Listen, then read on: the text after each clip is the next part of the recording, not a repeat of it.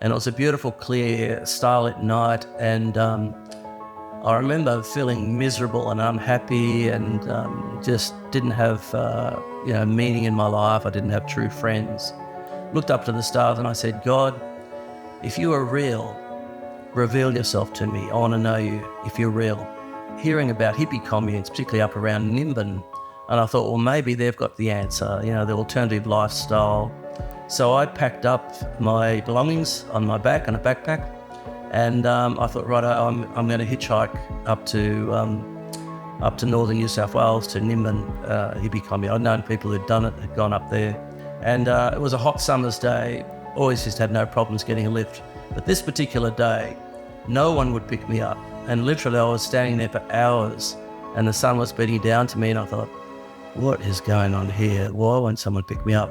So I was really hot, I was sweating, and I thought, right, I'll go down and go under the bridge and get some shade under the old Hawkesbury Bridge and have a cigarette down by the water. I looked down into the sand on the riverbank, and there was a magazine, and it was half buried in the sand. And so I got my curiosity, so I picked it up and brushed it off. Anyway, the magazine was open to an article, and it was about this young guy who, like me, who was looking for meaning in life. And he tried drugs and rock and roll. He'd been up to Nimbin, joined hippie communes, and nothing that he found in there had satisfied his needs. And he'd given his life to Christ. Anyway, I read this article and I felt really strongly impressed to go back home, that where I was going wasn't going to give me what I was looking for. I believe now it was the voice of God speaking to me at that time. And of course, I looked at the cover of the magazine. It was a Signs of the Times magazine.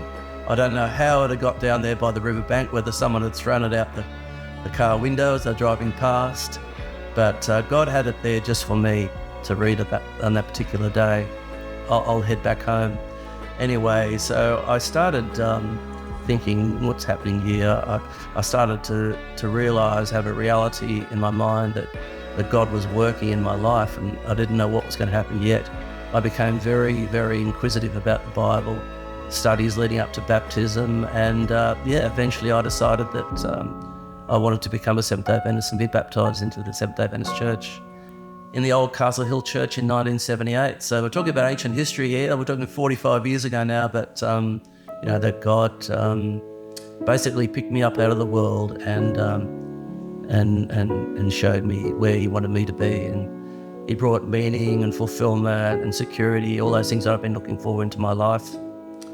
And I praise God for the way He used the Signs of the Times that day back under the bridge on the Hawkesbury River.